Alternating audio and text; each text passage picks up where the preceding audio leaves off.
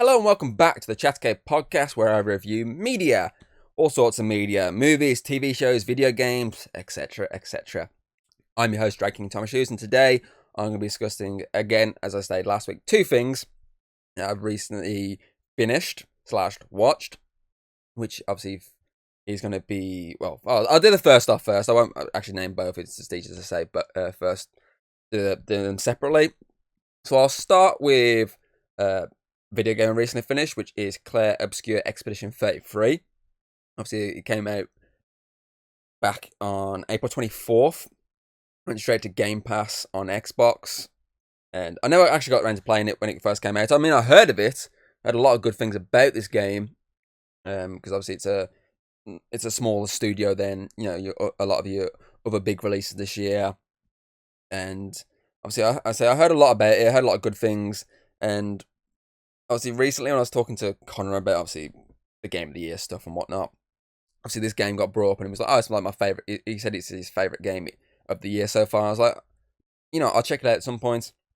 And then obviously I did Death Stranding 2, the review not long ago, and not long after when I did that review, I spoke about the fact that I was going to do the post game stuff, and I did. I fucking sunk the hours into it. I sunk fucking like too many hours into the post game stuff to basically complete it. I spent an entire week doing it, and before I actually jumped fully into the post game stuff, I did the prologue for this game and enjoyed it. I thought it was quite interesting, but I never picked it back up until like the following week, and then I spent the entire week bashing through this. I think I put about 23 hours into this game, and absolutely loved it. It's such a good game. I don't play many turn-based combat games, and the ones I do aren't like this. I mean, I played the Marvel Midnight Suns game, and I played Baldur's Gate 3, which obviously are more, in terms of turn-based, more point and click, and then sit back and let the turn, basically let the turns play through. Whereas this, you can't do that. And I got told that instantly by Connor before I even said I was, when I was like, oh, I might play it. It's like, oh, though it's turn-based, he gave me like a whole thing of one, you need to make sure you're doing it. You need not to sit back and just watch. You need to actually physically dodge, parry during the actual turns. And I was like, okay, that's fine. I can do that. And I said that was kind of interesting, though. It get very annoying when you're like, oh, fucking did that perfectly, and it just didn't register. It's like, fuck's sake, took so much damage because of it. It was fine because that is a good way of obviously giving a different perspective of turn-based combat, not just a do your turn, sit back and let everyone else do their turn. It's more of the case of you always have to keep an eye on what's going on. You need to always consistently be doing something, and that's kind of interesting to me. It's not. It makes it less of a chill game, but that's fine by me. It makes it more interesting and kind of ups the stakes a bit more during every battle, because you need to make sure you're doing something. And as I really enjoyed that. I mean, I think like the story is incredible. I mean, the acting, the voice acting is great. I mean, you got such a good cast. I mean, Jennifer English, who funny enough was in Baldur's Gate 3. Charlie Cox portrays obviously the main character in the first act. Obviously, Charlie Cox, who of course was Matt Murdock in Daredevil, which is another fucking series I absolutely love. And it's great to see him in this, even if he kind of looks like Robert Pattinson for some reason in this. And I'm not the only person that said this. Connor also agreed that he looks like Robert Pattinson. Hayden also agreed he looks like Robert Pattinson. So it was very annoying every time I'm looking at him. Like, I can hear Charlie Cox, but I can just see Robert Pattinson in his face. But still, I mean, the cast did an incredible job bringing these characters to life. I mean, the story is phenomenal. It's got you kind of like trying to figure out what the fuck's going on. You got this basic idea what's going on, and then as the story goes on, as you go through obviously the first two acts, until that third act, where obviously it fully changes the landscape of what the actual story is. You're constantly trying to figure out, okay, I've got this basic idea, but I feel like there's more to this than just what's going on, and of course there is more to it, and that keeps you on your toes a lot. And every time there's a new reveal or something big happening, it always shocks you. And obviously the end of Act 1 is like a massive shock, and you're like, what the fuck just happened? And that is a good way of like keeping people invested in a game.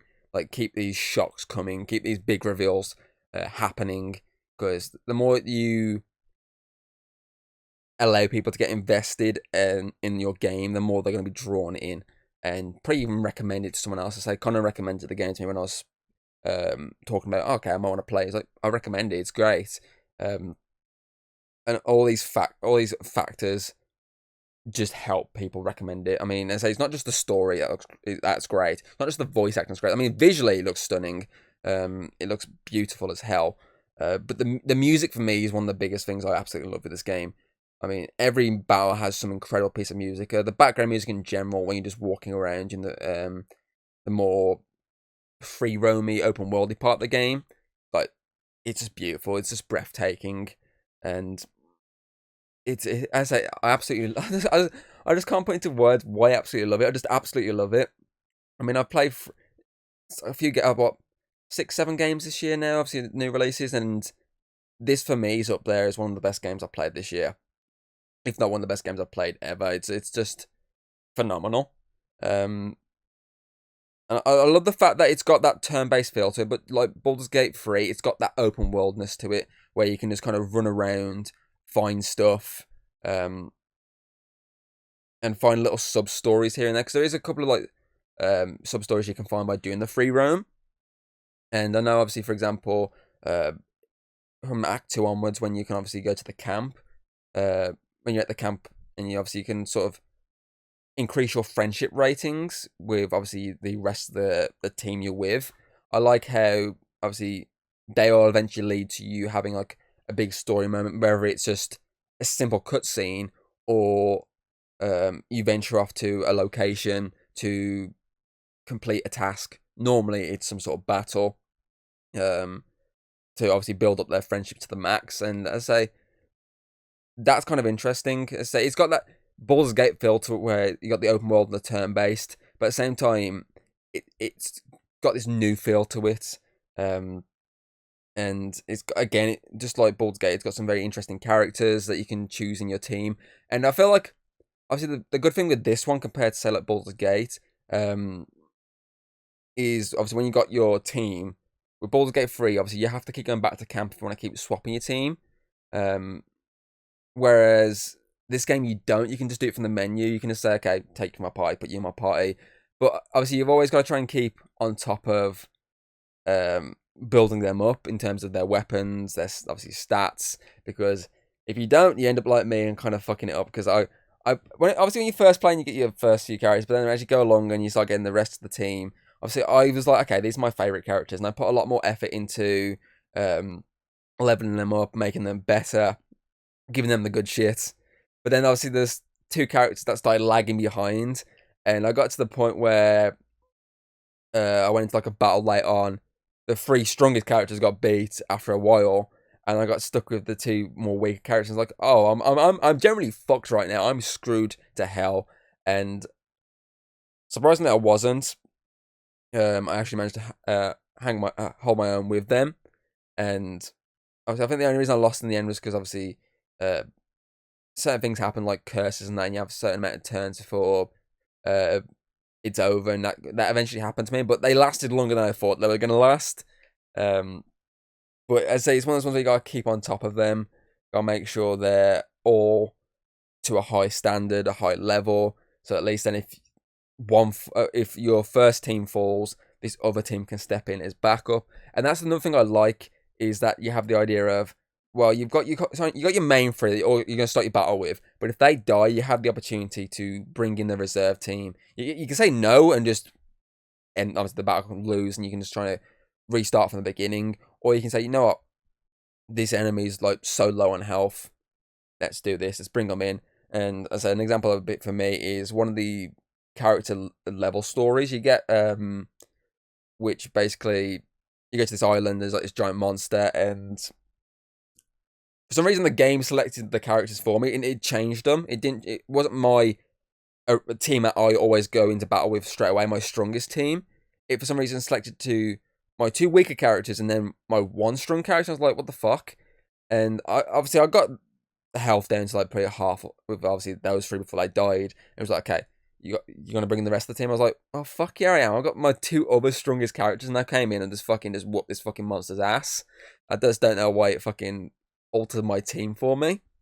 But as I say, I like the fact that you can change your team from the menu, and no matter who your first three is, you can still end up using the backup two characters if those first three fall.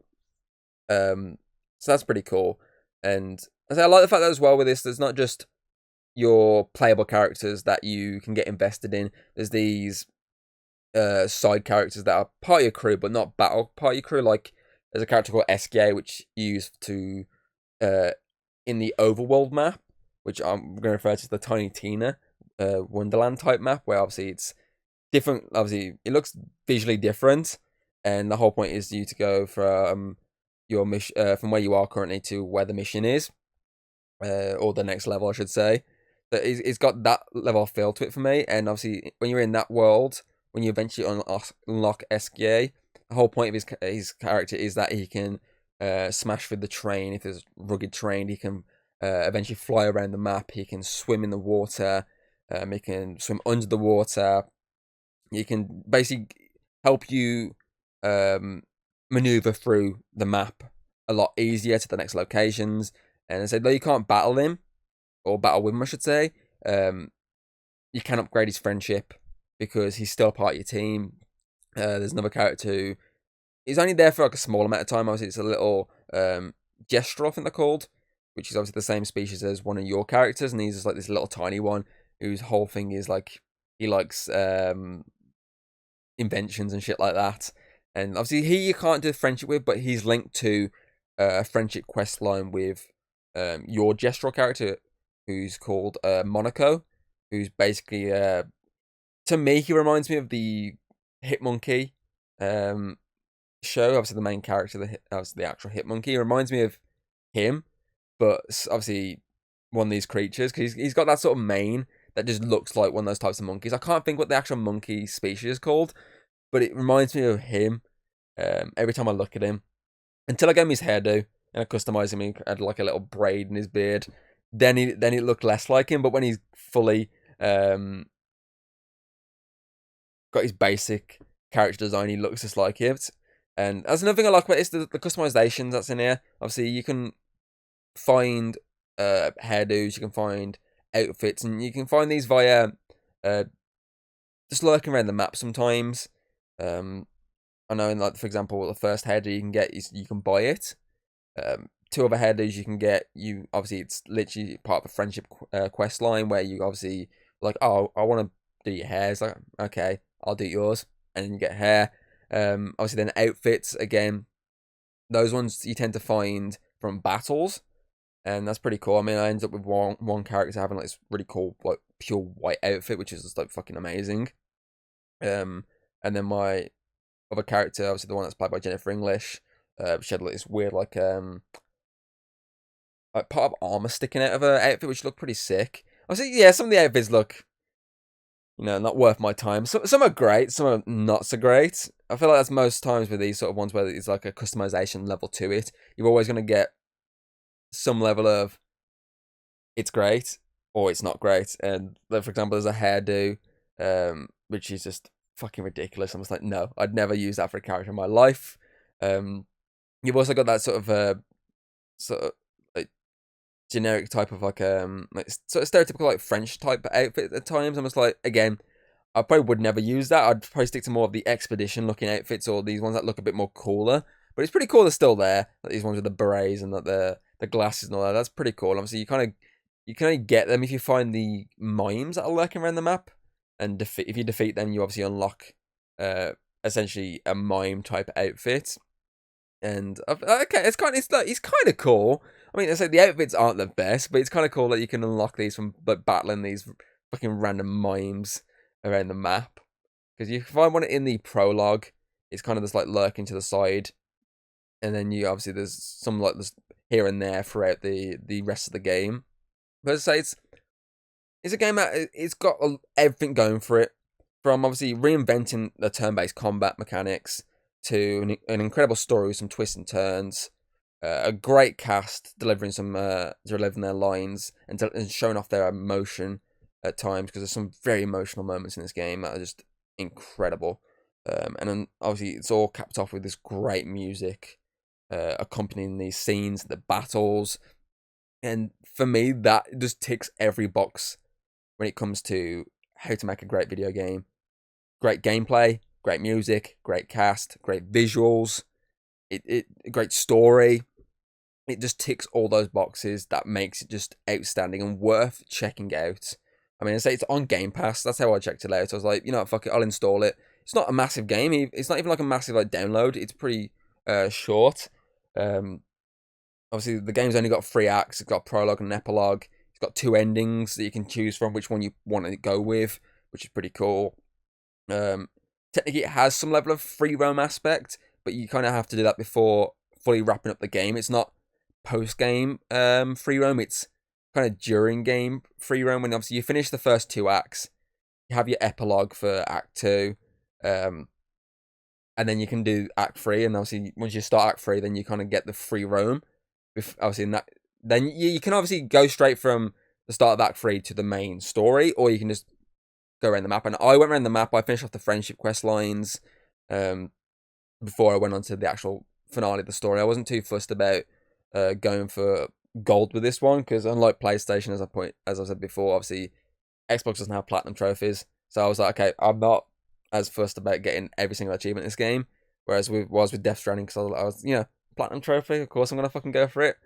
And to be fair, I think I got like 39 out of, I want to say 55 achievements with this game. The only ones I didn't get were ones that were linked heavily probably towards that free roam / in battle. I know there's one where you can get achievement for defeating a boss without taking any damage, and the easiest one for that is the end of Monaco's friendship quest line. When you go back to the Gestural village, you get to do a battle there with a boss, and literally I got 2 turns of him because I fucking kicked him out to be really strong, and I got 2 turns of him before the boss even got an attack, and I just wiped the floor with him. I fucking destroyed him, got the achievement for it. And that's what I mean by always keeping on top of your weapons, your level, your free abilities sort of you can get from them. If you keep on top of them, you can make characters strong as fuck. Which is for like 3 of my characters I made so fucking strong that they could obviously, like, one for example, his first hit would always be double damage. I also got a stat eventually where he could exceed the basic limitation of damage you can do, which is like 9,999 damage. I got a stat which basically meant he can go above that, so I was in like the fucking like 26,000 range at times for fucking damage, which was just incredible. So it's one of those games you need to keep on top of all these stuff to make sure you go into these battles as prepared as possible, or else you're either going to lose or it's just going to be such a long battle. I mean, I lost a couple of battles, but a lot of them were more the case of it was just drawn out to hell, because obviously it was the easiest way to do it. Because at times parrying is easy if you can kind of get the rhythm of that's when they're going to attack. But dodging is probably the much more simpler one. Yes, you don't do any damage from dodging, but it's a safer bet, and that's what I found was a lot easier for me. Because as I say, I'm shit at parrying, unless I can get that rhythm of dun dun parry, dun dun parry. Like if I can get that rhythm going, which I did a few times, then it was fucking easy as hell. But then there's a lot of times I just couldn't, and there's one battle I just found it so much easier to keep just retreating backwards back over and over and over again. It just was a lot fucking easier, and it was a lot more simpler to get through it. The second time at least. The first time I died fucking trying to parry a million times, and I realised, nope, safest bet, just dodge over and over again. So yeah, so it was just a game that took me by surprise of how much I enjoyed it. I think it took a lot of people by surprise how great this game was, especially considering it's from like such a smaller company. I mean, it's got so many big creators coming out and saying this game's great. I mean, Neil Druckmann, the guy from Naughty Dogs, Hideo Kojima came out about it, and I say a lot of big creators come out going, this game is incredible. And it could easily win Game of the Year. I've got a feeling it could easily. I got a feeling it might win the soundtrack. For me, it's going to be between that and Death Stranding, probably for soundtrack, because both games had such amazing music. But as I say, for me personally, it's like I got these 3 games I've played over the past few months, and all 3 are like in contention for me for my #1 game of the year. Split Fiction, Death Stranding 2, and this are easily up there for me, which is why I'd give Clair Obscur Expedition 33 a 10 out of 10. It's just outstanding, worth checking out. It's got such a great story. Everything goes in its favour. And I mean, at some point I might sit down and play it again. Probably like maybe in a couple of months' time. Maybe even before I do my Game of the Year thing, I might sit down and play all 3 again just to fully decide what's my Game of the Year. Because as I say, all 3 games have amazing stuff going for them, and all 3 are worth checking out. But as I say, Clair Obscur, I mean, if you've got Xbox Game Pass, it's right there at your fingertips to check out. And you won't be disappointed. There's a lot of twists and turns in the story that obviously at one point I was there googling just to like clarify. Okay, I just need to clarify here what the fuck's going on, because I think I know what's going on, but I just need to make sure I'm on the right page here. So yeah, I'd say interesting characters, great story, great music, great visuals, fun reinventing gameplay, an interesting take on the free roam aspect. Or open world aspect, I should say. So, yeah, I feel like a 10 out of 10 is just where this game is for me.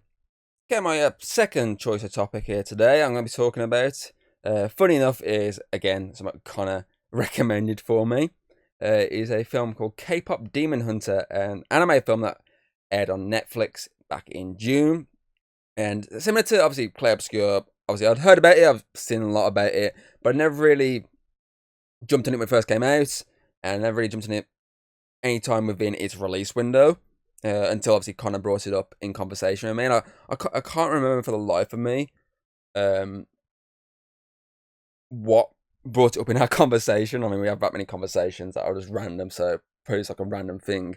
But I remember him recommending it to me, being like, oh, you need to watch it before, obviously, I'm due to pick him up for work, because like we can just bop to it in the car, like jam to the fucking soundtrack. And I was like, okay, I'll try and watch it at some point.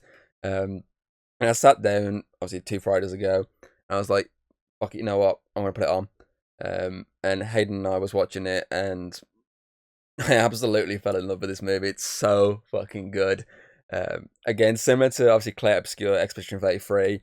I mean, its visuals are good.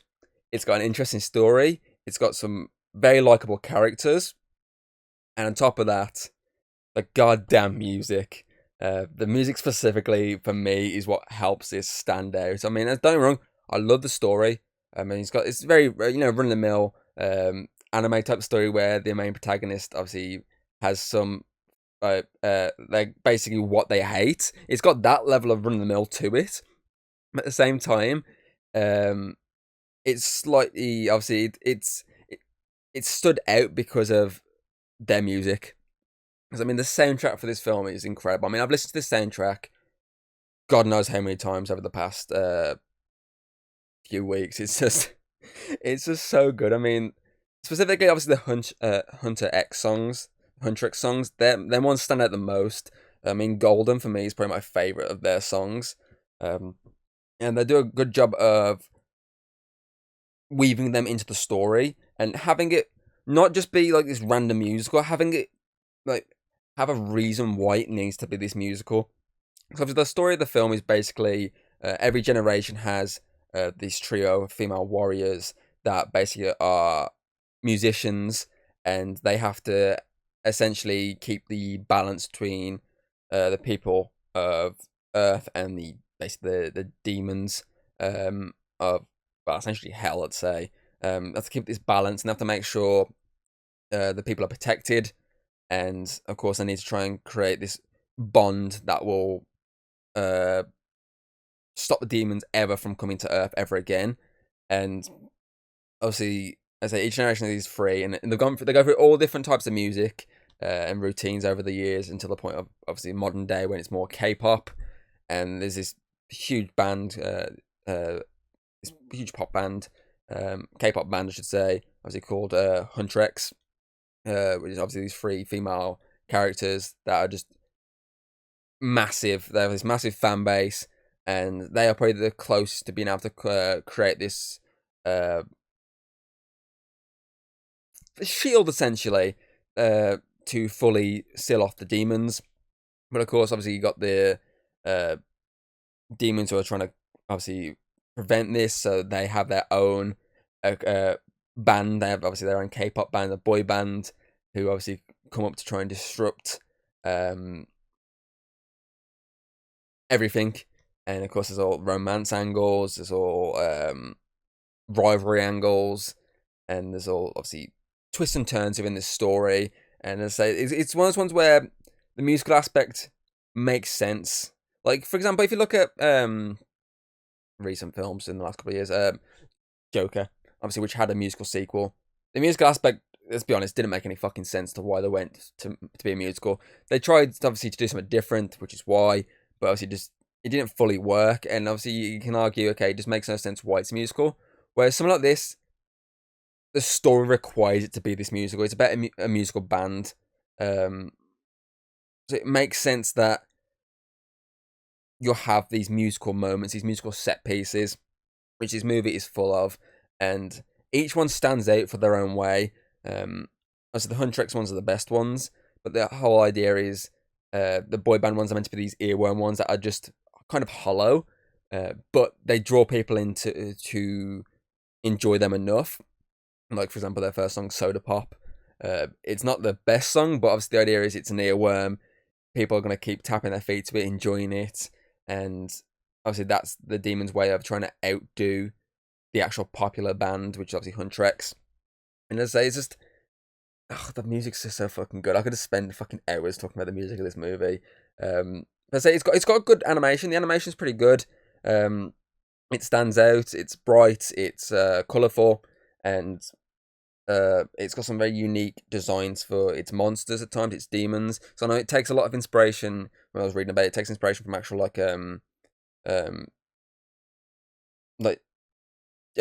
Korean folklore and stuff like that. It takes a lot of inspiration from there.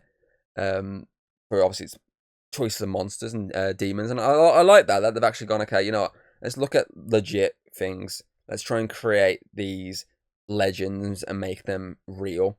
Make them reality. I like that. I like that it's not just, let's just make some random ass demon designs. So that's pretty cool. So that's pretty fun. I say it's got this battle of bands aspect to it, and that makes it obviously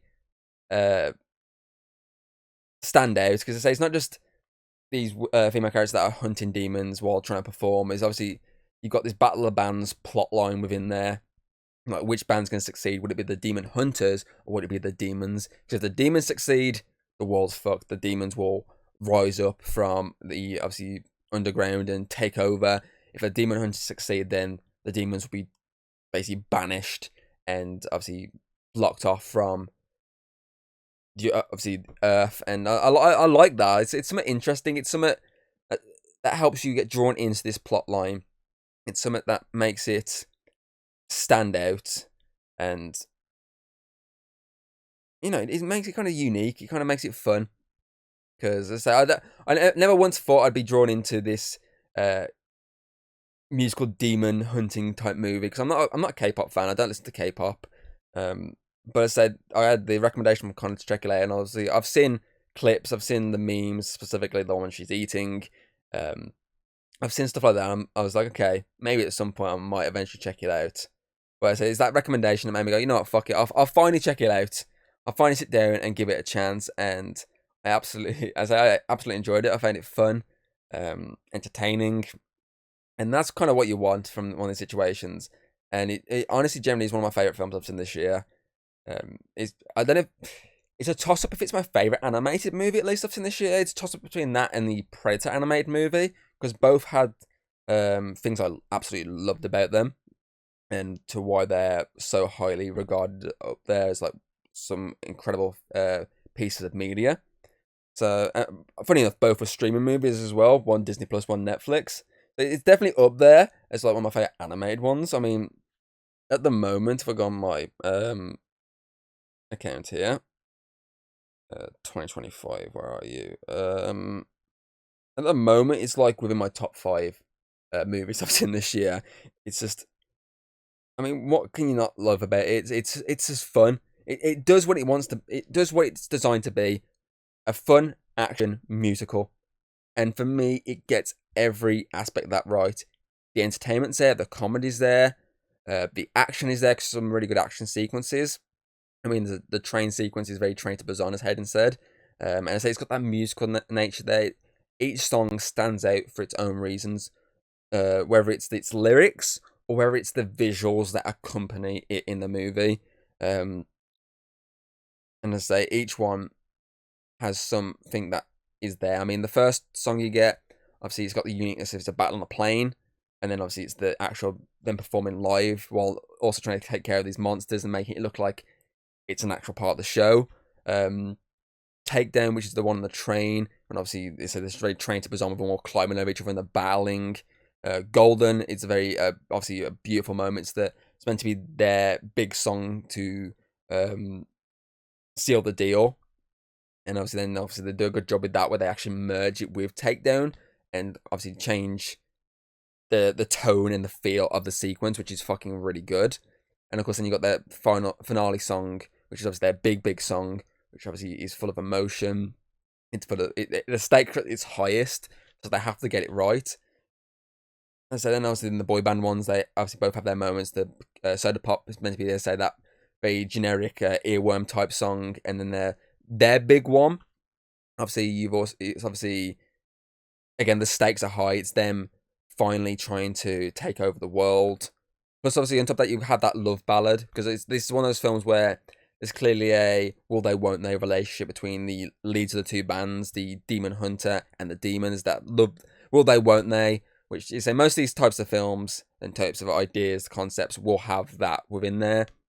And obviously, they give them a musical ballad between them, obviously, of her trying to convince him of do the right thing here, help us stop this monster that's like controlling you all, this giant fire demon, who's voiced by the frontman from obviously Squid Game, so I know from obviously the G.I. Joe movies. It's just like, help us stop him, and it's this really beautiful love ballad. I mean, as every song is just unique in its own way, and as I say, it has great lyrics and a great visual sequence. And so for me, Golden just stands out for me, and I feel like not just as a song, but it's just the sequence in the movie. The time when they finally try and do it, and they do a really good job of merging it with the song Takedown, and I say switching the tone of the scene from this really, energy pumping, fans are loving it, we're finally doing this moment, to this fuck, we're doomed kind of moment. I absolutely love that. And it's even better that obviously the day after I watched this, I was in Birmingham, and I obviously was in Primark. And when I was walking around, I was in this one part of the shop, and there's some music playing at the top, and I was like, why does this song sound so familiar to me? And funny enough, it was the song Golden, and I just looked at Hayden, and I was like, and she started listening, she's like, oh, for fuck's sake. I was like, yep. So every single song, as I said, the Huntrix songs are just stuck in my head. Absolutely love them. They're just so great. And I'm definitely going to watch this film again at some point, because it's just mind-blowing how much I loved it. I always find that sometimes films that I'm looking at, like, probably won't enjoy that as much. I tend to find that I end up fucking, like, really being invested in them. And as for me, I think it's not just the demon hunting aspect, because I say I love Supernatural, which obviously a lot of demon stuff. I think it's generally is the musical aspect of it. It just makes it stand out. It's the earworm nature of it. It's just the songs are stuck in my head, so I can't stop thinking about this movie. And that's kind of what you want with a musical. You want the songs to be stuck in your head, so you constantly keep talking about this movie. And I say Connor and I just spent an entire trip to work just talking about this film non-stop, because we both love it. Obviously he's seen it so many times, because obviously D is just constantly watching it, and he's always just walking in the background and spotting it, and it's like, okay, I'm gonna watch a bit of this. So he has a lot of he's watched it quite a few times. I've only watched it once, but we had such a great conversation and be like, oh, I absolutely love this sequence, I love this one, love this song. Like we had such a good moment. It was such a good vibe talking about it and listening to the track obviously in the car. It's just a film that's just surprisingly really fucking good and definitely deserves a sequel. And hopefully that sequel delivers some more, bopping sounds, like some more great songs, I should say. I couldn't think of a word then, that's why I just kind of shouted bopping. Some more toe tappers, I should say, that's the word I want. Because this first one delivers it. Let's see if they can knock it out the park of a sequel and not just take that step back. Because sometimes sequels can never live up to that first one. So hopefully this hasn't set a bar too high that the next one's going to just meow. Hopefully it stays at that bar. Because, I mean, it can't really surpass it. Well, it can, technically. You can say, okay, this was a slightly better movie. So it can surpass it, but you kind of just want it to at least be at the same level. Or if it is that step back, only that single step back. Because I said, this is pretty much perfection. And, I'd easily give KPop Demon Hunter another 10 out of 10. So, yeah, it's just fun, entertaining, great music, great visuals. Worth checking out. So obviously, if you've played Clair Obscur Expedition 33 or seen KPop Demon Hunter, put your thoughts on both projects in the comments below. Obviously, that you can check out the podcast on Spotify, Apple Podcasts, Audible, Amazon Music, etc., etc. And of course, the reason I did this last, obviously, double wow, these two projects have blown my mind. Obviously, yes, it's because obviously I wanted to talk about both of them and give my thoughts on them, but also because I know for the fact that I'm obviously announcing now that I'm officially starting the Man-Eater series next week. I said obviously I'd start it at some point in August, whether it be early August, late August. I'm officially starting it next week. So this is my big go home, yeah, I've had fun, before going, okay, let's get to the mediocre to terrible territory. So I say officially, I think I wrote the date down here somewhere. No, I did not. Bear with me a sec. It's a date there. Okay, so it will be August 15th. Will be the official start date of the Man-Eater series. We'll be kicking off that franchise with Blood Monkey, which is the first one. And obviously, I'll be doing that every 2 weeks, every fortnight. I'll be covering one of these. And obviously, in between, it will be, as I said, I'll go over it again, obviously, what I said in the other episode, in case you didn't catch it. Obviously, each one will have a break in between. So I'll do a movie, have a break, do another movie. So that break in between will either be a genuine break where I won't do an episode, or it'll be me covering something else. So it could be some, obviously, like a trailer I've seen or a movie or TV show I've caught up with in between. So that will take place in between. I say it'll either be me reviewing something or just a genuine break before I move on to the next one. But obviously what I'm going to do, because I worked out this is going to take me till pretty much the back end of August 2026 to cover this entire franchise from start to finish, especially doing this every 2 weeks scenario. But what I'm going to do, if I really want to do an episode, I can't think of anything to do in the optional one, I'll just bring the next movie forward a week. So at the moment, the finish date is going to be the end of August 2026, but it could come forward if I do one each week, do an extra one a week rather than every 2 weeks at a time. So at the moment, it's every 2 weeks with the optional episode in between. But say I can bring an episode forward into that optional space if I want to do an episode but can't think of a subject to cover. But what I'll do for each one as well, similar to what I did last week when I had an actual review episode and then I kind of covered a trailer, I'll always try and make sure I've got a secondary topic ready to go, whether it be a trailer or just something random. I'll always have something to go back up, because I don't think I'm going to be going like half hour on each of these, unless I can find a way to go half hour on each of these topics, these movies I should say. If I can, great, then I won't do the second subject, but if I can't, then I'll always make sure I've got a backup topic ready to go. Or backup topics, if it's obviously something if I've got multiple, I can easily just cram in as an extra bit of content for you on an episode. So that's what's going to be going on from next week onwards. And, I'm looking forward to it, but also at the same time dreading it, because I'm just like, some of these movies I remember not being that great. Some I remember being like passable and some just being terrible. I'm just like, I'm kind of regretting choosing this series, but I know I wanted to do something different. I didn't want to like cover like something that most people probably would have talked about. I wanted to do something more. What was the word? I mean, I can't think of the word I'm after it. Like something that not many people have like focused on.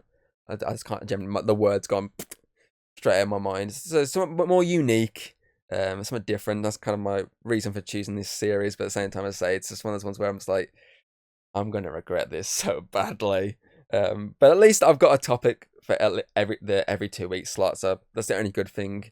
I don't have to try and worry about trying to figure out something to do. So yeah, obviously, I hope you enjoyed this talk on Clair Obscur Expedition 33 and K-pop Demon Hunter. And I'll hopefully see you next week for the start of the Man Eater series with Blood Monkey. So until then, I hope you enjoyed, and I'll see you next time. Goodbye. If you like what you've seen, don't be afraid to throw us a little like and subscribe. That's always very appreciated over here. And, well, I'll see you on the next video.